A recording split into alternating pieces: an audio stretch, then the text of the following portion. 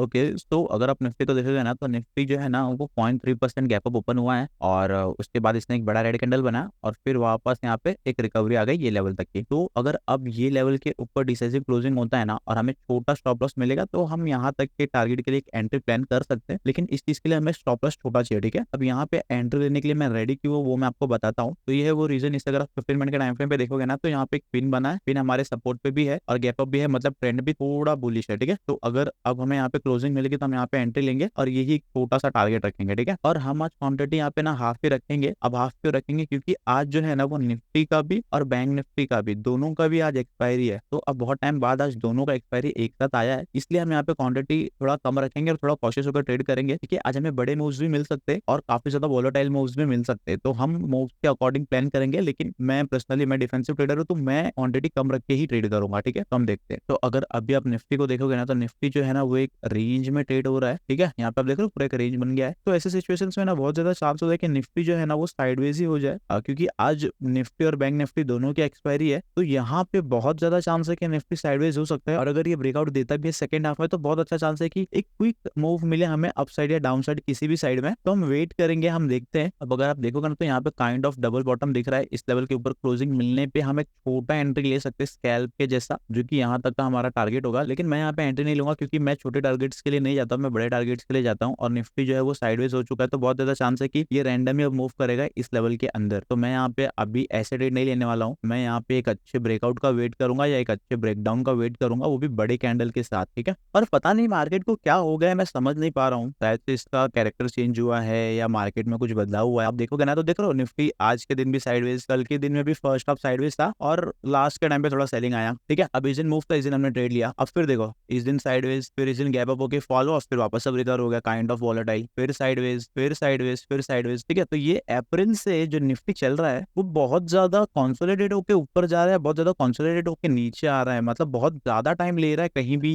एक डायरेक्शन में मूव करने के लिए। तो इसमें जो बिगिनर्स है उनका बहुत ज्यादा लॉस हुआ रहेगा, क्योंकि वो एक प्रोफेशनल्स के साथ वेट नहीं कर पाते, वो वेट नहीं करते सही ट्रेंड का। तो यहाँ पे अगर आप भी बिगिनर और आपका भी लॉस हुआ है, तो आपको प्रेशर लेने की जरूरत नहीं है। ऐसा बहुत टाइम होता है, मेरे साथ भी पहले बहुत होता था, मैंने भी इसमें बहुत सारे लॉसेस लिए हुए हैं। तो अब मुझे समझ गया कि ओके कैसे ट्रेंड फॉलो करना है, कब हमें रिवर्सल ट्रेड करना है, कब हमें अवॉइड करना है। तो कोई सीन नहीं, अगर मैं आपको मेरा जर्नल भी दिखाऊं ना, तो आप देखोगे तो मैंने ये अप्रैल में सिर्फ 2 ट्रेड लिए हुए हैं। ठीक है, अब ये 2 ट्रेड और बाकी दिन पे मैंने सब कुछ अवॉइड किया। यहाँ तक आप देखोगे तो मैंने एक भी ऑर्डर तक प्लेस नहीं किया, क्योंकि निफ्टी इतना, ये ब्लू जो होता है, ये ब्लू मतलब होता है कि यहाँ पे कितना आपने ऑर्डर प्लेस किया है, आप यहाँ पे देख सकते हो। ठीक है, तो ऐसा चल रहा है, निफ्टी बहुत ज्यादा साइडवेज है। तो अगर आपको भी लॉस हुआ है तो आप प्रेशर मत लो। तो ये ऐसे भी टाइम आते हैं मार्केट में कि बहुत टाइम होगा कि आपको कोई सेटअप नहीं मिल रहा है, हफ्ते हफ्ते तक सेटअप नहीं मिलता है। तो अभी मार्केट ही टफ हो चुका है, तो बिगिनर्स जो है यहाँ पे काफी ज्यादा लॉस करेंगे। बट ठीक है, आपको भी ऐसे मार्केट में सीखना है, ऐसे मार्केट में आप ग्रो करोगे। ठीक है, ट्रेंडिंग मार्केट में हर कोई प्रॉफिट निकालता है, ऐसे साइडवेज मार्केट में जब आप वेट करने लग जाओगे तो आपको फील होने लगेगा कि ठीक है यार, अब मैं गलत ट्रेड नहीं ले रहा हूँ, और गलत ट्रेड नहीं लेना भी एक प्रॉफिटेबल वे है प्रॉफिटेबल रहने का। तो मैं आपको बताता हूँ कि आपको ना फेक ब्रेकआउट्स कैसे पता करना है, आपको कैसे पता करना है, क्योंकि अब यहाँ पे जो है ना निफ्टी फेक ब्रेकआउट कर रहा है, वो कैसे करना है वो मैं आपको बताता हूँ। आप अगर देखोगे तो ये जो है ना, ये डे हाई का रेजिस्टेंस है। ठीक है, और अब यहाँ पे इसने ये ब्रेक किया है, लेकिन ये फेक आउट है,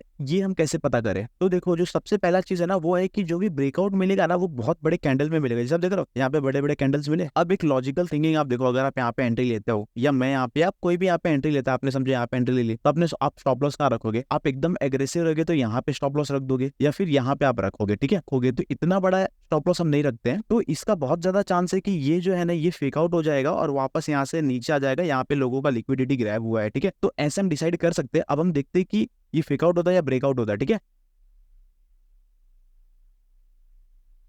तो देखा आपने यहाँ पे कैसे आपका स्टॉप लॉस हंट हुआ। तो कभी भी आपको अगर ऐसे वन साइड बड़े कैंडल से ब्रेकआउट मिले ना, और आपको देखिए कि स्टॉप लॉस बहुत बड़ा बन रहा है, तो ऐसे ट्रेड्स को आप अवॉइड कर सकते हो। और ये जो ट्रेंड लॉजिक है ना, ये जो ब्रेकआउट लॉजिक है ना, ये सिर्फ साइडवेज मार्केट में काम करता है। आप अगर देखोगे ना, तो जो निफ्टी का अभी का ट्रेंड है ना, वो साइडवेज है, इसलिए ये लॉजिक काम किया। तो इंट्राडे में ना बहुत कुछ प्रीवियस ट्रेंड पे डिपेंड करता है, जैसे कि अगर प्रीवियस ट्रेंड साइडवेज है तो ऐसे ट्रेड्स को आप अवॉइड कर सकते हो, और अगर यही प्रीवियस ट्रेंड अप ट्रेंड में होता तो आपको ऐसे ट्रेड में आप यहाँ पे एंट्री ले सकते थे। ठीक है, तो अब अगर आप देखोगे तो ये जो अब क्लोजिंग मिला है ना हमें 15 मिनट में, ये एक लॉजिकल क्लोजिंग है। तो अब हम यहाँ पे एंट्री ले सकते हैं और ये लेवल का स्टॉप लॉस रख सकते हैं। लेकिन मैं यहाँ पे एंट्री क्यों नहीं ले रहा हूँ, क्योंकि आप देखोगे ना, तो यहाँ पे बहुत छोटा सा रूम है, ये लेवल पे ही मेरा रेजिस्टेंस है, तो मुझे यहाँ पे ना 1:1 भी नहीं मिल रहा है। ठीक है, इसलिए मैं इसे अवॉइड कर रहा हूँ, वरना ये ट्रेड में ले लेता था। ठीक है।